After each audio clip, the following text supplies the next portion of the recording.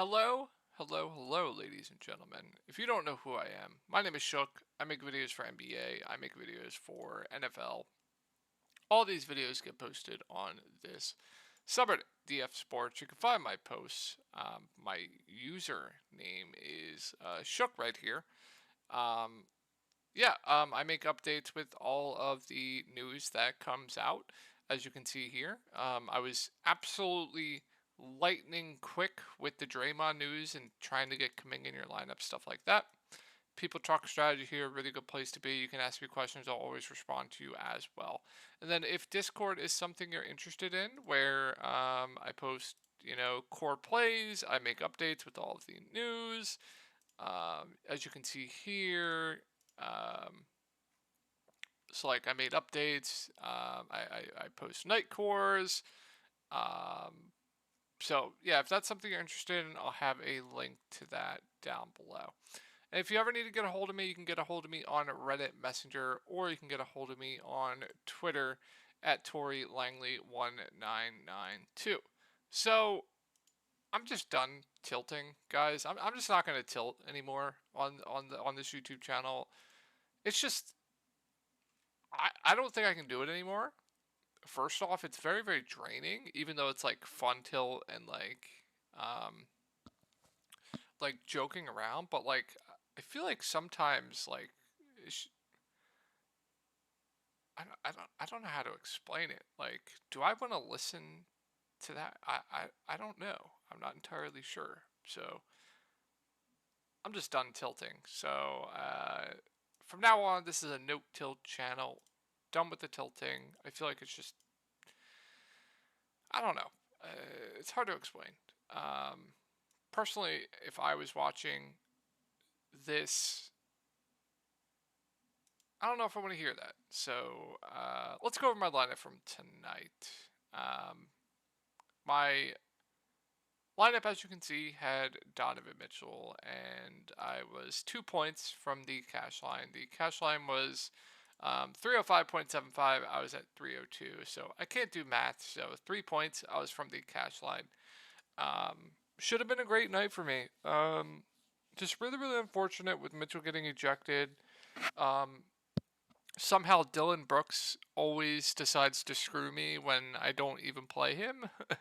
So it's just nothing you can do about it. All you can do is laugh. That's DFS. But let's say Mitchell gets like, I don't know, even just like 20 more points and I'm at like 325.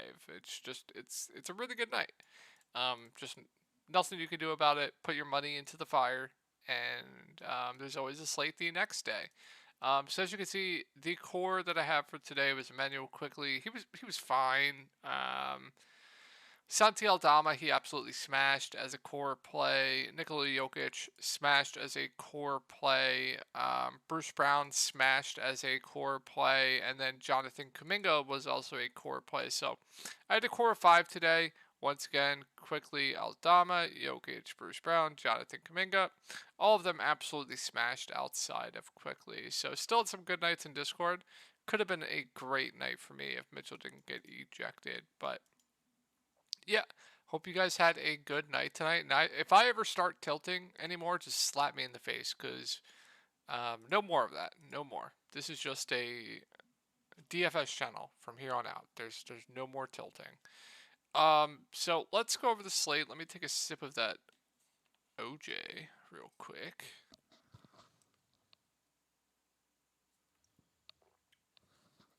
I just don't want to be insufferable for you guys, you know? Um, let's do it. So, Portland at Washington. It's a good spot here. I think Damian Lillard's a good spend up at 10.6K. We also have Jeremy Grant questionable. Good thing with Dame, he's going to play close to 40 minutes, if not 40 minutes game. He's the clear number one on this team. His peripheral stats are up as well. I like this spot as well. So I think Dame looks like a good spend up. I definitely do rank some other plays ahead of him. Like, I think I like Embiid more. I definitely do like Sabonis more. I might like Halliburton more, point per dollar. We'll go over what I went over in the Discord about Halliburton in a when we get to the Pacers. But Definitely doesn't rank as a top spender for me, but he's always in play. Like the ceiling's massive. He's been absolutely insane of late. Outside of that, we do have Yusuf Nurkic out, so that means Drew Eubanks is going to be a pretty popular play tomorrow. Makes for a pretty good value. He'll start at the 5, probably play mid 20s minutes, good point per minute guy. Definitely makes for a pretty good value play. Watford, 3.3K, probably plays over 20 minutes as well, I would guess, and is a viable pivot off Drew Eubanks chalk. If Grant and Simons, if Grant plays, I think Grant's solid with no Nurk. He gets a huge boost without Nurk rebounding wise, so I think it's still playable. But I think the biggest boost outside of Drew Eubanks, honestly, might be Josh Hart. Um, if you look at his rates without Nurkic, they go up a ton. I know people played him here and he had 5 fantasy points, but I think he's a really safe play. Not like a smash play, but I think he's a pretty safe play tomorrow with no Nurk. Just his stats overall go way up when Nurk is out. So I think Hart's solid even after the terrible game. And then Grant, Simons, they're just fine. And then we already went over Drew Eubanks and Watford. And then if Jeremy Grant's out, you're probably going to get Little in the starting lineup. He would be fine, but I think we can definitely get some better value on this slate. Let's go over Washington. So, we do have Porzingis back. I think he's playable. I think there are better plays like in the same price range. Like, I think I'd much rather go to Anthony Edwards. I'd much rather go to Lauri Markkanen for cheaper. I might even prefer Scotty Barnes for cheaper, like point per dollar.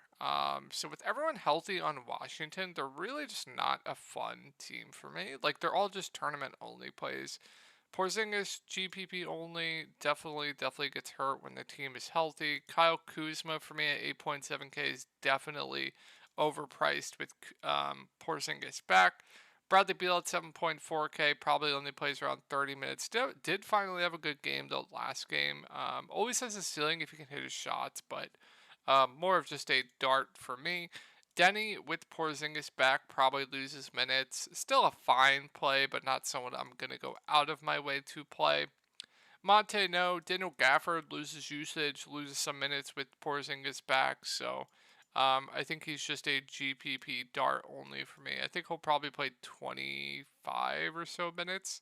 And then the usage hit with Porzingis back definitely hurts, but still definitely playable at 4.8K. The guards I'm not going to mess with on this slate. All right, so on Sacramento, we have De'Aaron Fox out. I think Domantas Sabonis looks like one of the best spend-ups on the slate. Just, he's going to have to do everything for this team. He's going to have the ball in his hands a lot. He's going to facilitate. He's obviously a good rebounder. It's a really good spot up against the Pacers. It's a pace-up spot as well. He'll play close to 40 minutes. I don't think there's a bad thing you can say about Domantas Sabonis tomorrow. I think he looks great. Herter, Barnes, Keegan definitely get a usage bump as well. I think they're in play for GPPs. They're not going to be must plays for me, but I definitely think they definitely get a boost and are in play. Kevin Herter's minutes of late have just been bad, so he would be my least favorite. I think my second favorite would probably be Harrison Barnes, or my first favorite, and then my second favorite probably Keegan Murray. And then I would assume Davion Mitchell moves into the starting lineup at the flatman and plays the point. If that's the case, he looks like one of the better value plays on this slate. He would look really good to me. Not a really good point per minute guy, but definitely someone that I think will pay off this price tag. So Davion looks pretty good to me if he starts. I don't think I can go to anyone else though. Malik Monk. I would assume Malik Monk has a solid role off the bench as well. 33 minutes past 2 games because he's been playing extremely well. They can definitely limit him still, even with no Fox if he's not shooting the ball well. But I would think there's definitely less of a chance of that happening with no Fox. So I think we get at least 25 minutes from Monk. At 4.8K, I think he's a solid value play.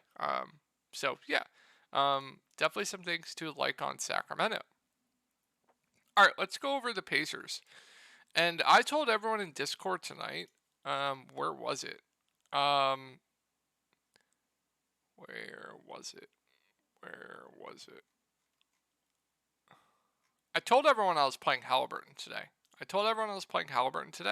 I told everyone that I thought he was going to play normal minutes because looking at this is all the research you have to do. It doesn't take long at all.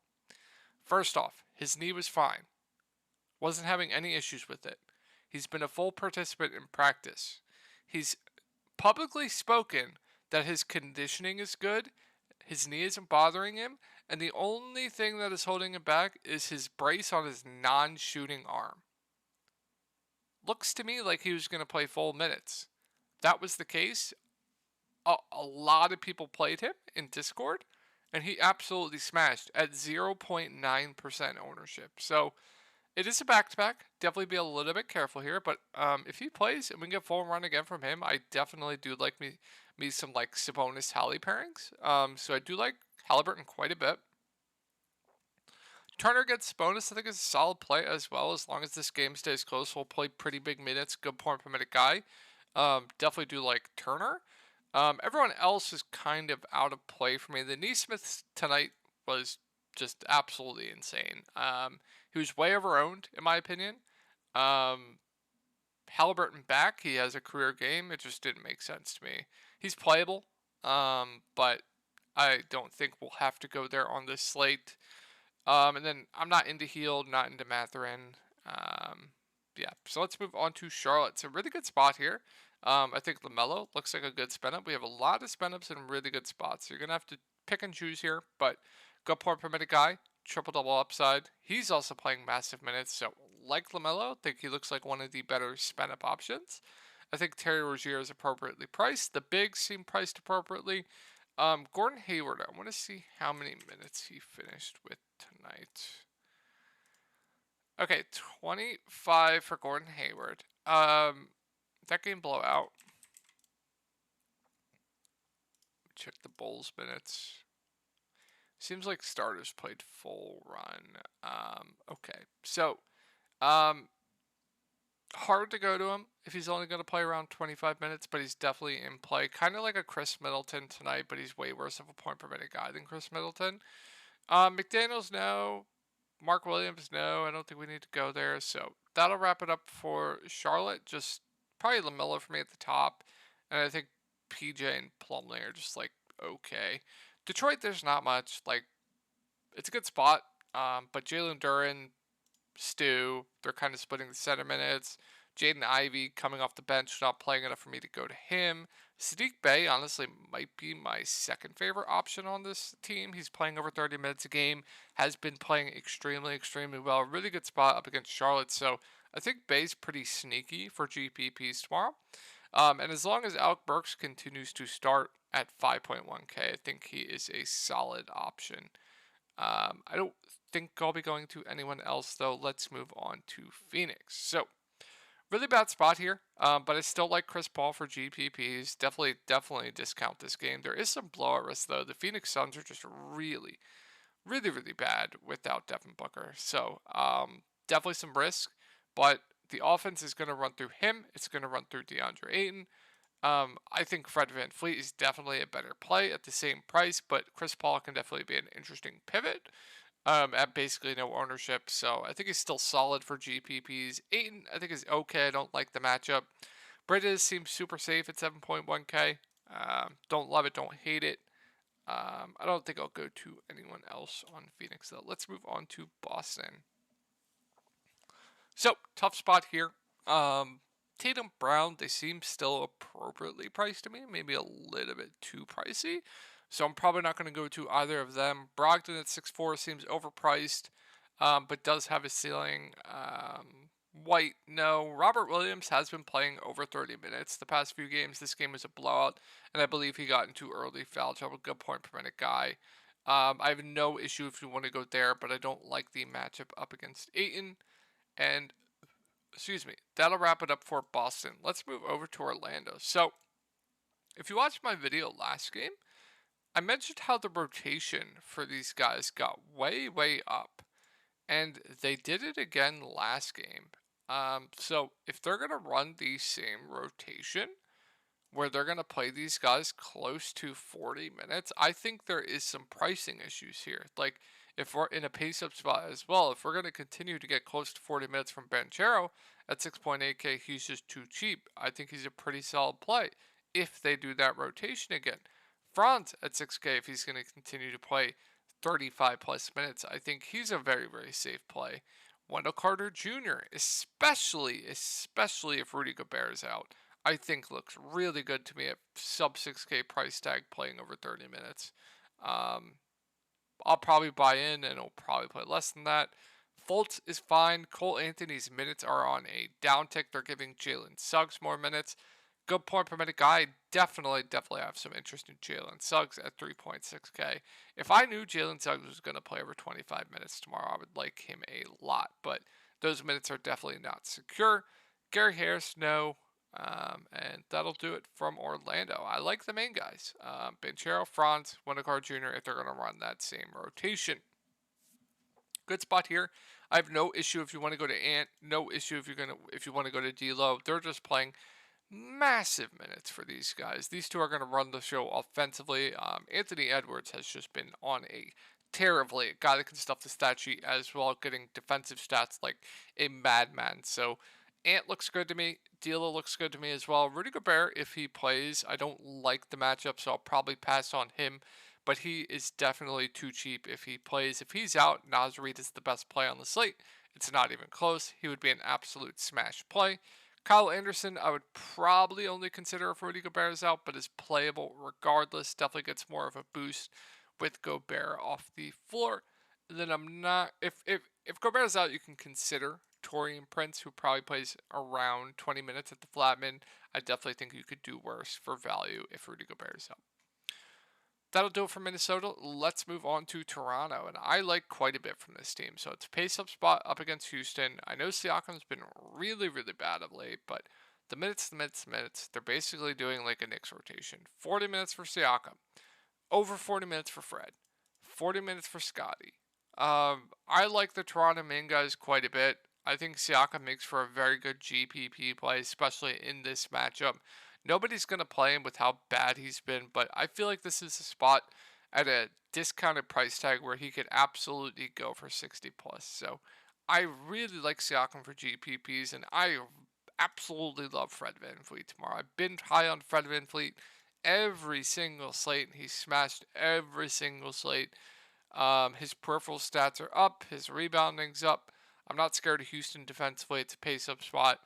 Fred VanVleet looks amazing to me. Scotty Barnes even playing really well of late. I think he's a very, very safe play with the amount of minutes he's playing of late. Gary Trent I don't like as much, but he does have a ceiling. I do believe Houston gives up a ton of three-point shooting, so definitely in play. No OG, so Precious will start at the 5. Got into early foul trouble last game. That's why he only played 25 minutes. At this price tag, he's not like a plug and play, but still definitely a solid play at 6.1K. And then I mentioned Chris Boucher. Probably plays around 20 minutes. Good point per minute guy. Definitely a playable value that does have a ceiling. So I like me some Toronto tomorrow quite a bit. And a really tough spot for Houston. But no KBJ, no Jalen Green. We have Jabari Smith questionable. I think Sengun is an okay GPP player. Really don't like the matchup, but after burning everyone as chalk up against OKC, nobody's going to be on him. So I do have some interest with how they're running their offense, but I don't like the matchup.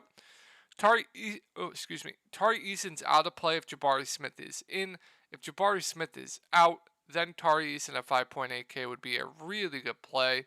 KD Martin's fine. Eric Gordon, I think with no Jalen Green, no KBJ, he's going to have the ball in his hands a lot more. I think he's solid, even at 5.5K. And then Dyshon Nix has been starting, playing around 30 minutes. Perfectly fine with him for value, but he's not a good point per minute guy. Kind of needs the minutes to get there, but perfectly fine with it if you want to go there. And I think that'll do it for Houston.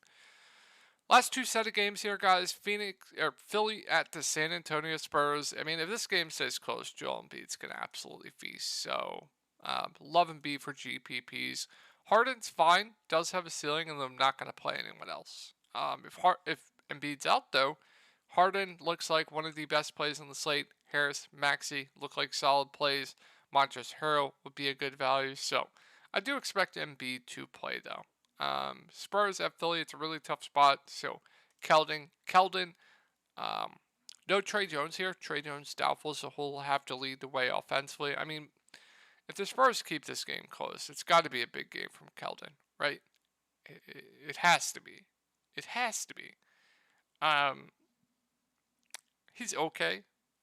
Philly's not a spot that I like targeting people against, but no Trey Jones, no Vassell. He's going to have to do everything for this team. So, some interesting Keldon. I don't like Pirtle in this spot. Zach Collins is interesting with the foul trouble risk with Jakob Pirtle. So, I think he's an interesting GPP play. And then with no Sochan, I want to take a look at the depth chart because I don't know who would start for Trey Jones too if he's out. I would assume they would start. I don't know what Branham. So Branham is Langford back. Langford, is he out too? What are they gonna do here? Branham, Keldon, Keita Bates-Diop, Jakob Pirtle. Okay, Branham, Keldon, Jakob Pirtle, Keita Bates-Diop. Who's that fifth starter? Could they go to like go bigger with like Roby? Go smaller with Dougie Fresh? Honestly, I have no idea. I really don't. So keep an eye on that fifth starter. Whoever that is, I would have interest in. But if they start Branham at the point, I would think he would be a solid play, definitely. Would have a lot of interest in Branham, especially if he starts at the point. Also has shooting guard eligibility as well. Keita Bates-Diop will start, he's fine. And then we already mentioned Zach Collins. And then Josh Richardson, he'll play a lot off the bench. No issue with him if you want to go there. But 4.8K definitely seems pricey. And then I don't know who that fifth starter is going to be. I really don't. Like Branham, McDermott, Keldon, Keita Bates-Diop, Pirtle. I just keep an eye on it. I have no idea. Your guess is as good as mine. All right, Atlanta, Utah. It's a good spot. Not much for me. Like it's the same breakdown as always. Like Trey, Murray, good GPP plays. Capella at 6-1. Bigs have been absolutely destroying the Utah Jazz, so I do like Capella for GPPs. Bog, Hunter, no. Okongwu plays the backup 5, probably plays 18-ish minutes, playable. So not much for me on Atlanta. Utah, there definitely is some things. So Markkanen, I think, is too cheap at 8.4K. So I think he looks like one of the better mid-range plays on these slates. So I like Markkanen quite a bit. I think Clarkson's fine. Walker Kessler still played 30 minutes last game. I don't know if he plays 30 minutes again. But do have interest in him. Conley, I think, is overpriced, but he's been playing really well. Seems like a safe play. Beasley, no. Sexton, no. Olenek, no. So I really like Markkanen, though, and I think Clarkson's fine. So I hope you guys had a great night tonight, and just remind me, no more tilting on this YouTube channel. No more. There will not be more tilting. And I'll talk to you guys tomorrow.